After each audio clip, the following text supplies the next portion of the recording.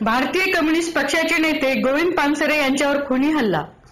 भारतीय कम्युनिस्ट पक्षाचे राष्ट्रीय नेते ॲडव्होकेट गोविंद पंढरीनाथ पानसरे यांच्यावर सोमवारी सकाळी दुसायकल स्वारांनी गोळ्या झाडून हल्ला केला.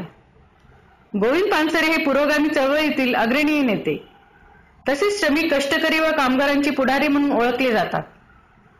नित्यनेमाप्रमाणे सकाळी फिरायला पडले असताना त्यांच्यावर हा हल्ला करण्यात आला.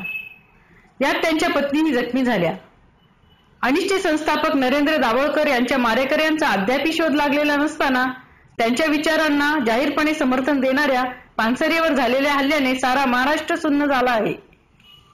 या हल्ल्यात पानसरे यांना मानेत, काखेत व पायात अशा 3 गोळ्या लागल्या तर या झटापटीत त्यांच्या पत्नीही गंभीर जखमी झाल्या. त्यानंतर या दाम्पत्याला नजीकच्या ऐसर आधार हॉस्पिटलमध्ये दाखल करण्यात आले असून त्यांच्यावर उपचार सुरू आहेत. दरम्यान पानसरे यांच्यावर झालेल्या भ्याड हल्ल्यामागे कोणत्या पुरोगामी शक्ती आहेत याचा तपास करण्यासाठी पोलिसांनी 10 पथके तयार करण्यात आली असून मुख्यमंत्री देवेंद्र फडणवीस यांनी ही माहिती दिली. News by news 129.